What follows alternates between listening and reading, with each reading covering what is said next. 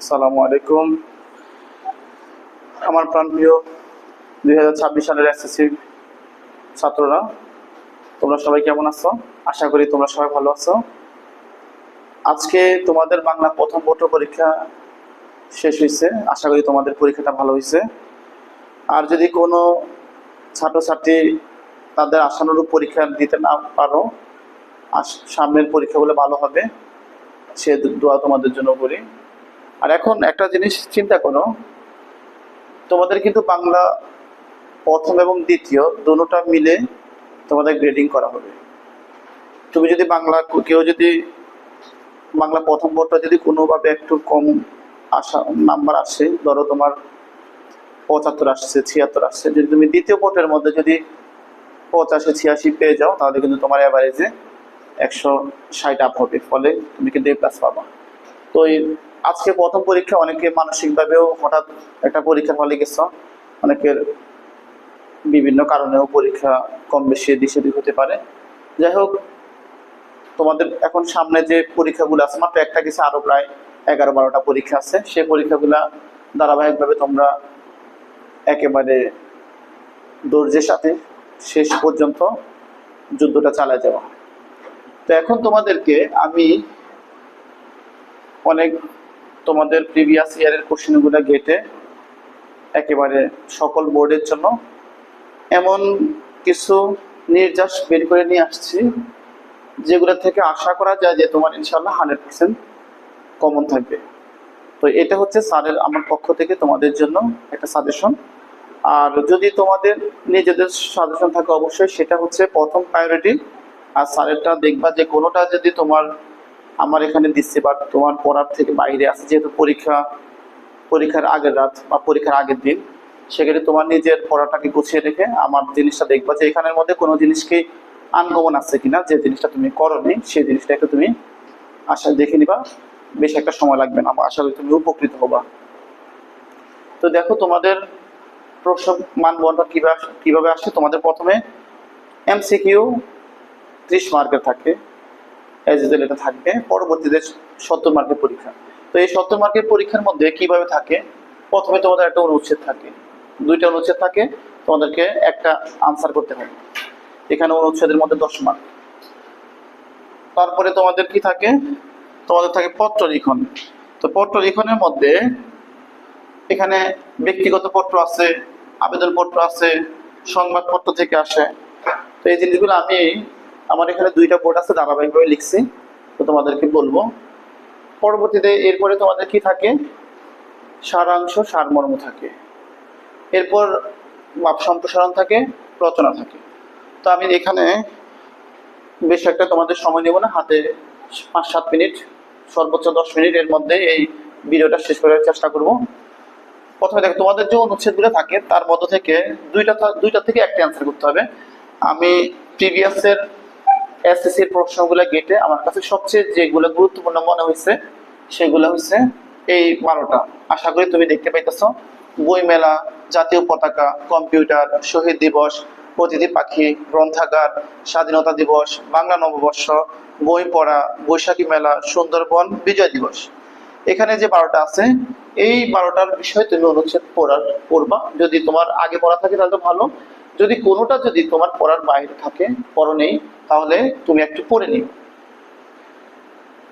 পরবর্তীতে তোমার পত্র লিখনের মধ্যেও আমি এখানে কি লিখছি, এটা হচ্ছে প্রথমটা হচ্ছে ব্যক্তিগত পত্র। তো ব্যক্তিগত পত্রতে কি আছে,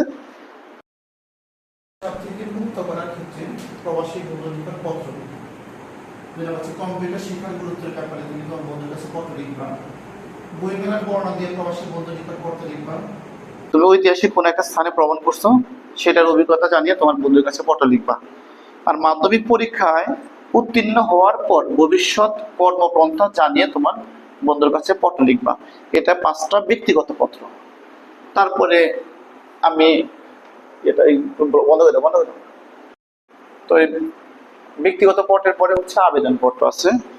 তো আবেদনপত্রের মধ্যে আমি 4টা আমার কাছে গুরুত্বপূর্ণ মনে হলো। একটা হচ্ছে পাঠাগার স্থাপনের জন্য ইউনিয়ন পরিষদের চেয়ারম্যানের নিকট আবেদনপত্র, অথবা পাঠাগার স্থাপনের জন্য আর্থিক সহায়তা চেয়ে জেলা প্রশাসকের নিকট দরখাস্ত। এরপরে তুমি 2 নম্বরে শিক্ষা সফরে যাওয়ার যুক্তি দেখিয়ে প্রধান শিক্ষকের নিকট অর্থ সহায়তা চেয়ে আবেদন। আর এটা হচ্ছে দরিদ্র তহবিল থেকে সাহায্য প্রার্থনা করে আবেদন। আর একটা গুরুত্বপূর্ণ হচ্ছে সহকারী শিক্ষক নিয়োগের জন্য একটা আবেদনপত্র করবা। আর সংবাদপত্র থেকে 4টা গুরুত্বপূর্ণ আমার কাছে প্রিভিয়াস ইয়ারগুলো থেকে মনে হইলো। একটা হচ্ছে দ্রব্যমূল্যের ঊর্ধ্বগতি, এই বিষয়ে তুমি সংবাদপত্রের সম্পাদকের বরাবর আবেদন করবা। আর বিদ্যুৎ বিভ্রাট প্রতিরোধ কল্পে, এটা সংবাদপত্র বরাবর। সড়ক দুর্ঘটনা প্রতিরোধ এর দাবি জানিয়ে। আর হচ্ছে আইন শৃঙ্খলার অবনতি হচ্ছে, এই জন্য তুমি সংবাদপত্র বরাবর আবেদন করতে পারো। তো এটা হচ্ছে আমাদের আবেদনপত্র। আবেদনপত্র আমাদের 2টা থাকবে, বা আমাদের টোটাল পত্র 2টা থাকবে, তার মধ্যে থেকে আমাদেরকে একটা আনসার করতে হবে, এটা হচ্ছে 10 মার্ক। 3 নম্বরে যেটা থাকবে সেটা হচ্ছে প্রতিবেদন। আর 3 নম্বরে কি থাকবে আমাদের প্রতিবেদন। তো প্রতিবেদন আমি সবগুলো প্রতিবেদনের থেকে আমি 7টা প্রতিবেদন আমার কাছে একটু গুরুত্বপূর্ণ লাগছে। একটা হচ্ছে কি সড়কের দুরবস্থা জানিয়ে প্রতিবেদন, নবীনবরণ ও বিদায় সংবর্ধনা, সড়ক দুর্ঘটনা, ভূমিকম্প ও জনসচেতনতা সৃষ্টি, বৃক্ষরোপণ সপ্তাহ, শহীদ দিবস ও আন্তর্জাতিক মাতৃভাষা দিবস, এবার সুন্দর হাতের লেখার প্রতিযোগিতা। এই 7টা প্রতিবেদন আমার কাছে একটু বেশি গুরুত্বপূর্ণ মনে হয়েছে। আশা করি তোমরা তোমাদের নিজস্ব একটা যে ইম্পর্টেন্স আছে তার সাথে সাথে আমার এই ইম্পর্টেন্সটাকেও তোমরা গুরুত্ব দিবা, বা এগুলোও করে যাবো। এখান থেকে আমার চিন্তা মতে যে এখান থেকে তুমি ভালো এবং একটা কমন পাবা। তারপরে হচ্ছে সারাংশ সারমর্ম। তারপরে কি সারাংশ সারমর্ম। সারাংশ সারমর্ম থেকে আমরা কি দেখতে পাচ্ছি যে মাতৃস্নেহের তুলনা নেই, বিদ্যা মানুষের মূল্যবান সম্পদ, অভ্যাস ভয়ানক জিনিস, মানুষের মূল্য কোথায়, অভাব আছিয়া বলিয়া আজকের দুনিয়াটা আশ্চর্যজনক, অতীতকে ভুলে যাও, শ্রমকে শ্রদ্ধার সঙ্গে স্মরণ।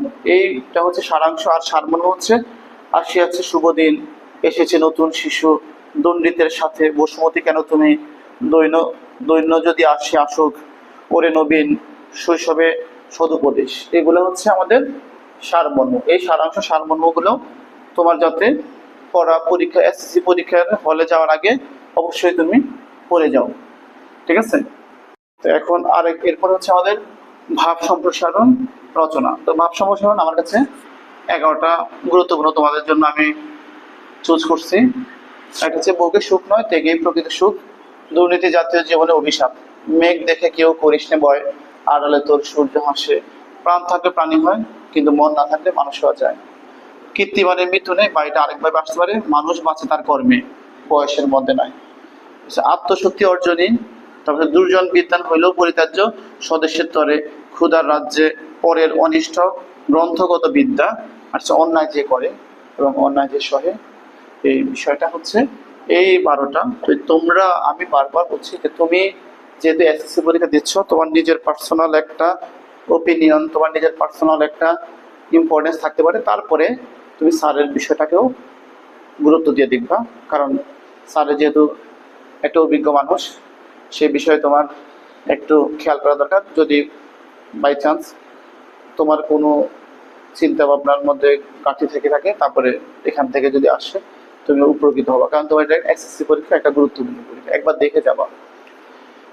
এখানে রচনা, আমি এই সময় উপযোগী যে রচনাগুলো আছে তার মধ্য থেকে 13টা রচনাকে তোমাদের জন্য গুরুত্বপূর্ণ রাখছি। একটা হচ্ছে প্রাকৃতিক দুর্যোগ ও তার প্রতিকার, বাংলাদেশের ঋতুচক্র, পদবসায়, স্বদেশ প্রেম, সময়ানুবর্তিতা, মানব কল্যাণে বিজ্ঞান, কৃষিকাজে বিজ্ঞান, পরিবেশ দূষণ ও তার প্রতিকার, শ্রমের মর্যাদা, বাংলাদেশের উৎসব, জাতি গঠনে নারী সমাজের ভূমিকা, আর এটা হচ্ছে জাতি গঠনে ছাত্র সমাজের ভূমিকা, আর এটা হচ্ছে মাদকাসক্তি ও তার প্রতিকার।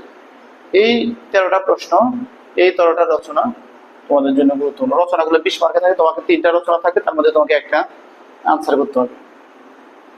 অবশ্যই আশা করি তোমরা ভালোভাবে বাংলা দ্বিতীয় পত্রটা খাতাতে কিভাবে তোমার 70-এ 65, 66, 67 তুমি অর্জন করতে পারো, এর জন্য খুব ভালোভাবে লিখবা। যে তুমি যখন সারাংশ লিখবা, তখন তুমি 3-4 লাইন লিখলেই তোমাকে 10-10-এর মধ্যে মূল্যায়ন করা হয়। সো তুমি যখন 3-4 লাইন লিখবা, এই 3-4 লাইন লেখার আগে তুমি এটাকে 10 মিনিট ভাববা। কারণ তুমি এটার জন্য 3 লাইনের জন্য 4 লাইনের জন্য তোমাকে 10-এ মূল্যায়ন করা হবে। তো 10-এ কেউ কাউকে 4-5 দিবে, আবার কাউকে 9 দিবে। সো তুমি যেটা লিখবা সেটা সুন্দর ভাষায় লিখবা। আর তুমি যদি প্রতিবেদন, সংবাদপত্র, আবেদনপত্র এগুলোর ফরম্যাট ঠিক রাখো এবং এই ফরম্যাট অনুযায়ী যদি তুমি সুন্দরভাবে লিখে দাও, তোমাকে এখানের মধ্যে 8.5-9-এর নিচে দেওয়ার কথা না। তোমার আর একটা বিষয়, হাতের লেখা কাটাকাটি করবো না, ঠিক আছে? হাতের লেখার মধ্যে কাটাকাটি করবো না। এরপরে তোমার যে অনুচ্ছেদগুলো আছে খুবই সুন্দরভাবে অনুচ্ছেদগুলা একেবারে প্যারাটা ঠিক সুন্দরভাবে লিখবা। আর বাদ সম্প্রসারণটাকেও যতটুকু সম্ভব তুমি এটাকে সম্প্রসারিত করার চেষ্টা করবা। যদি তোমার 3 পৃষ্ঠা হয় এটা অনেক ভালো। আর রচনাটা যত বেশি তুমি প্যারা দিবা, রচনার মধ্যে বিভিন্ন কোটেশন দিতে পারো, বিভিন্ন কবিতার ছন্দ দিতে পারো, বা এটা যে টাইপের রচনা তুমি পছন্দ করো সেই টাইপের বিভিন্ন ধরনের বিষয়গুলো রচনার মধ্যে তুমি নীল কালি দিয়া দেখাইতে পারো, এটা যাতে টিচারের চোখে পড়ে। এবং রচনার মধ্যে মিনিমাম তুমি, যেহেতু তোমার 20 মার্কের রচনা, তুমি মিনিমাম রচনাটা তুমি 15-16 পৃষ্ঠা লিখবা।